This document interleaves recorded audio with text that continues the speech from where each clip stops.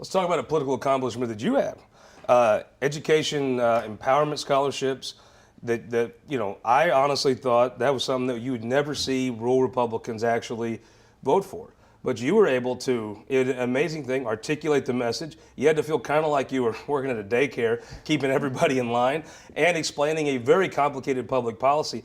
Give our viewers that may not know what exactly we're talking about just the 5-cent version of what your bill does. Absolutely. Empowerment scholarships empower parents and students to choose the education that works best for them. And so the way it works is that education assistance organizations, nonprofit groups, will be able to raise money for scholarships that they can give to kids in really desperate situations, so kids that are very low income or have some sort of learning disability, so that they can access an alternative school. And that could be a private school, it could be a public school in another district that they would have to pay for. Does that include a Catholic school? It would include a Catholic school. St. Louis, I know, go to Catholic schools. Yeah, I went to Catholic school myself, and there's a lot of great Catholic schools across our state that sometimes can meet the needs of a student better than this district that they happen to be born in.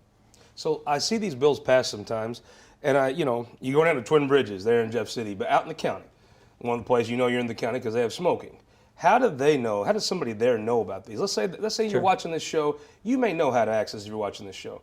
Maybe you got a nephew or a niece in Shelbina, home of Norm Stewart and Cindy O'Loughlin's home county. How could they find out how to access one of these accounts? Well, I think there's going to be three main ways. The first is the organizations that are raising this money are going to have an interest in making sure that students sign up for the program, and so they're going to be marketing it. Second, the schools that can now accept these students that previously wouldn't have been able to ever afford to attend their institution are going to go out and try to connect the parents and kids with these type of scholarships. And third, the parents themselves, I hear every day, are desperate for choices. They want options for their kids, and they're looking to the state to obtain them. And so I believe that these scholarships are going to go fast. I don't think that they're just going to sit on the table.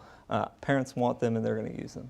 Do you think, my gut tells me there's a lot of St. Louis, your constituents in St. Charles, St. Louis area folks, maybe in Kansas City area folks, they may be the most inclined because the larger school options are close together, because the urban areas connect a lot of those. I think it may be something that the more people take advantage of, you're right, but it may be more.